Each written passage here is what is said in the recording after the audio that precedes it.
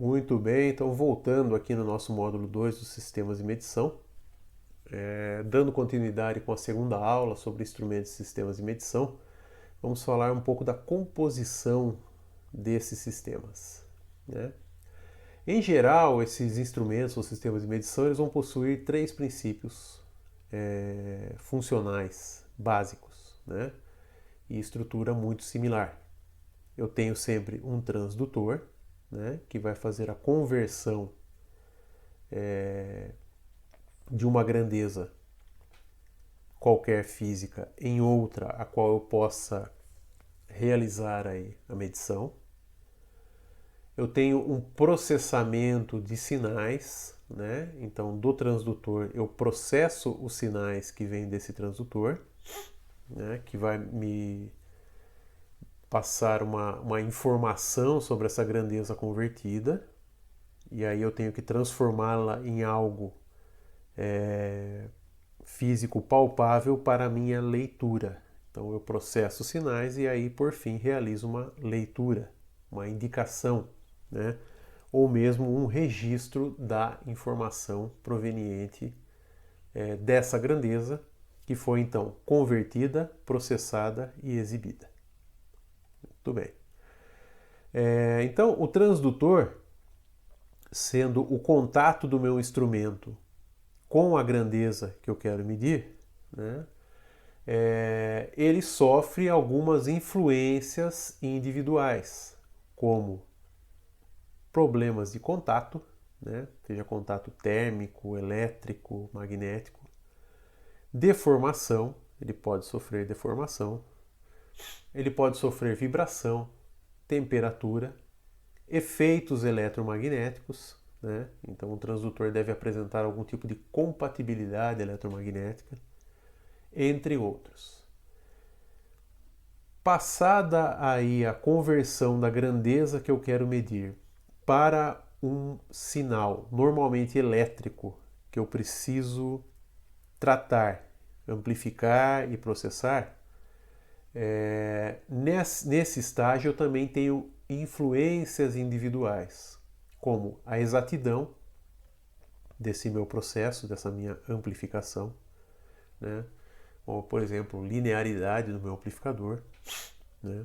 Ganho, né, que está aqui, tempo de resposta desse meu sistema de amplificação, assim como eu tenho tempo de resposta do meu transdutor.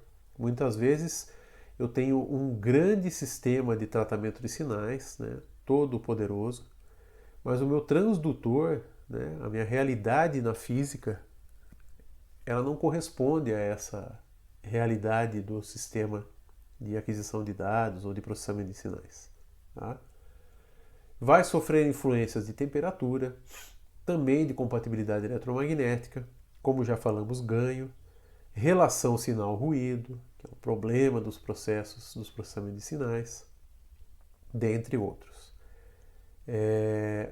E na indicação, né, por fim, né, depois do sinal processado, eu também tenho as influências no meu sistema de exatidão, tempo de resposta, de menor divisão ou resolução, né? E essas influências individuais desses três estágios, elas podem estar compartilhadas. Então, o casamento do transdutor com o sistema de processamento de sinais, né, ou de amplificação, ele pode trazer aí ou compartilhar efeitos, né, influências entre os sistemas, né? Então, por exemplo, um acoplamento entre o transdutor e o sistema de amplificação pode afetar aí o meu tempo de resposta, né? Um problema eletromagnético pode afetar a exatidão do meu sistema e assim por diante. E da mesma forma, o sistema de processamento de sinais vai ter influência compartilhada com o sistema de indicação, né, das mais diversas formas. E para se compreender isso, obviamente, que cada responsável aí, cada jogador aí deste processo, né, cada indivíduo nesse processo, ele tem que estudar o seu sistema de medição. né? É a única forma de se tratar todas essas grandezas de influência que podem estar relacionadas ao processo. Então, o estudo desses processos, né, e os seus resultados levados ao usuário do sistema de medição são muitas vezes complexos. Devem ser cuidadosamente analisados num processo de medição, para as mais diversas finalidades. Então, instrumentos e sistemas de medição comercialmente disponíveis normalmente, né, ou via de regra, passam por esse estudo. E aí o fabricante confere aquela imensidão de dados técnicos que normalmente nós encontramos em alguns sistemas, né? Infelizmente, em alguns sistemas nos faltam essas informações, né? Porque nem o próprio fabricante conseguiu processar todo esse estudo, né? Ou em algumas vezes não se deu ao trabalho de realizar esse estudo. Então ele desenvolve uma instrumentação, é uma instrumentação até interessante, mas ela tem uma falta de informação técnica considerável, né? E isso também pode acontecer. Bom, a indicação do sistema de medição é interface com o usuário, né? Ou sistema de pós-processamento de sinais. Vão utilizar os dados como informação para monitoramento, registro, controle. A indicação também possui um sistema de caracterização que compreende o intervalo e uma capacidade de apresentar valores. Então o indicador também tem um tempo de resposta, ok? E um indicador também vai muitas vezes limitar o sistema e sua capacidade de apresentar valores. Então isso é um cuidado que se deve ter. Hoje em dia, com a atualização digital, é muito mais difícil ter isso, né? Mas algumas vezes ocorre também, né? Então o sistema de indicação ele é uma parte fundamental do meu sistema de medição. Alguns conceitos importantes aqui trazidos também pelo Vini. O intervalo de indicação.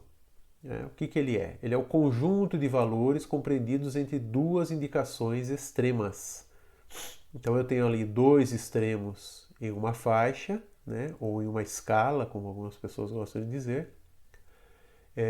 Então entre esses extremos eu tenho um intervalo de indicação. Muitas vezes esse intervalo de indicação ele é confiável a partir de um determinado percentual acima do mínimo e abaixo do máximo. Tá? Isso pode ocorrer também nos intervalos de indicação. E o que é esse intervalo nominal? Né? É basicamente isso que eu acabei de falar. É um conjunto de valores compreendido entre duas indicações extremas, arredondadas ou aproximadas, obtido com o posicionamento particular dos comandos do instrumento de medição ou sistema de medição e utilizados para designar este posicionamento. Ok? Então eu tenho um intervalo nominal de indicações. Né? Trazendo de uma forma, de um exemplo um pouco mais prático, né? Um instrumento que é conhecido pela maioria de quem trabalha, né, em laboratório, indústria e pesquisa é um multiteste ou multímetro, né, que via de regra mede aí tensão, corrente e resistência. Em alguns casos mede capacitância, frequência, até temperatura, né? E tem uma série de funções hoje em dia, mas via de regra o multímetro, né, mediria aí tensão, corrente e resistência, tanto em corrente contínua quanto em corrente alternada. Né? E aí quais seriam as faixas e intervalos no exemplo aqui desse instrumento? Né? Ele está selecionado aqui em volts, já aparece até aqui a grandeza, né? Volts. E aí ele tem nessa faixa de volts em corrente contínua ou alternada, ele tem os intervalos de 0 a 200 milivolts, ou 0,2 volts, o intervalo de 0 a 2 volts, de 0 a 20 volts, a 200 volts, e em corrente contínua até 1000 volts, e em corrente alternada até 750 volts. Perceba que sempre o intervalo aqui né, ou as faixas, elas partem de 0 volts e vão até um máximo, ok? Por que essa condição, né? Porque eu não parto de 0,3 para cima e assim por diante, né? É uma característica do instrumento, né? Normalmente eles são assim mesmo. O que acontece é que partindo de uma faixa para outra aqui eu perco em resolução, né? Em resolução desta faixa. Então aqui eu vou ter uma resolução maior, normalmente aqui 200 milivolts, eu vou ter aí alguns milivolts ou até microvolts, né? Centenas de microvolts de resolução. Quando eu caio em volts, eu vou ter alguns milivolts de resolução e assim por diante, até eu chegar nas faixas mais elevadas, ok? Então eu perco em resolução, né?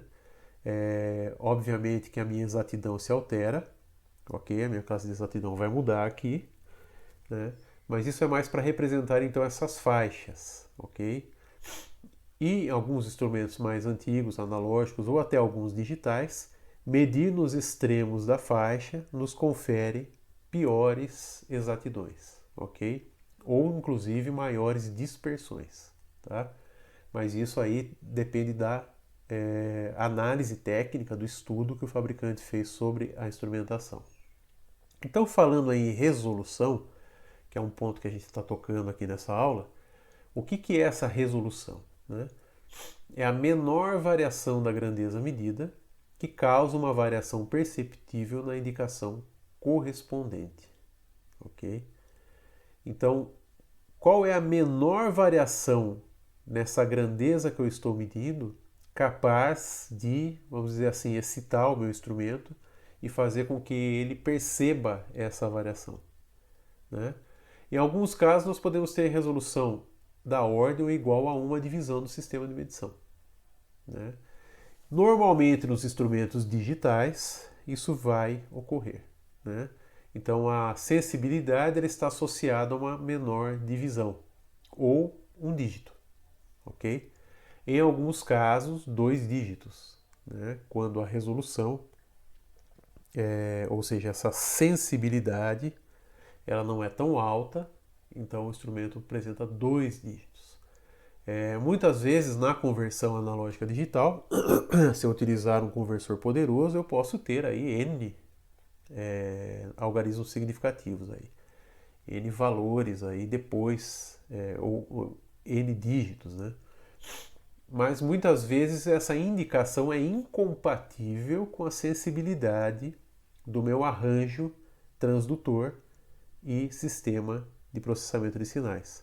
Ou seja, eu tenho aqueles vários números oscilando, eu basicamente não consigo enxergar essa variabilidade nos números, e eu só vou enxergar isso em alguns algarismos mais significativos.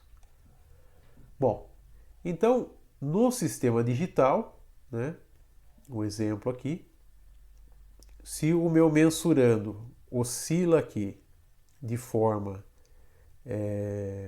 analógica, né, ou de forma real, né, em infinitos valores aqui, apesar de eu ter colocado aqui uma resolução aqui, né, de 0.01, mas ele pode variar em infinitos valores nessa escala. A ideia do instrumento digital, ele vai sensibilizar, ou seja, alterar o seu incremento a partir de um determinado estado, ok?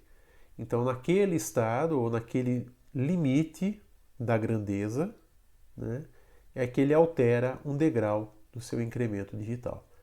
Então, entre 0.00 e 0.001, né, 0,00, 0,01, mais ou menos aqui no meio da escala, ele salta para 0,01. Então, tudo que eu li abaixo aqui desse valor, para ele é zero. E assim por diante. Até eu chegar mais ou menos aqui no meio da escala, para mim, tudo que ele lê acima de 0,01, ele entende que é 0,01. Então, a minha resolução aqui, ela está limitada a esse incremento digital de 0,01. É isso que acontece aí no mundo digital. Ou seja, ela é insensível ao que ocorre, né, nessa faixa, tanto para cima quanto para baixo de 0,01, ela é insensível, ela fica travada aqui. E no próxima etapa a mesma coisa. Ela é insensível ao que ocorre abaixo de 0,02 ou acima de 0,02, até que eu chegue aproximadamente em 0,025 aqui e ela dá um salto para o próximo incremento digital. Ok? E aí há instrumentos com 3, 4, 5, 6 casas depois da vírgula, né? Onde esse incremento, essa sensibilidade, então ela fica mais refinada, mas ela trabalha, né, na filosofia digital da mesma forma. Nos instrumentos analógicos, né, nós vamos ter representações por frações de valor de uma divisão, né? E a dependência da resolução está na percepção da variação da medição, ou seja, há uma relação maior aí com o observador. Então, a exemplo aqui de um instrumento, né, de um indicador de temperatura, que tem uma escala como essa, que é evidente que essa escala não é linear, né? Então, um valor que estiver entre 80 e 85 aqui, né, ele pode ser interpretado por operadores de diversas formas. Alguém pode dividir esse intervalo pelo meio e falar, não, quando ele está aqui ele é 82,5. Quando ele chegou aqui ele é 85. Ah, mas quando ele estiver mais ou menos aqui? Ah, aqui eu considero que ele é 83, né?